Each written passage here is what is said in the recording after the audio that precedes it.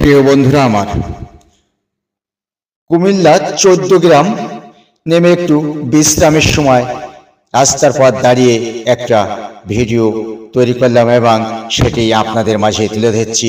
এবং সেই যে রাস্তার যে গাড়ি চলাচল দেখেন কত সুন্দর, অপরূপ সৌন্দর্য, সেই সৌন্দর্যই আপনাদের দেখানোর চেষ্টা করছি আমি।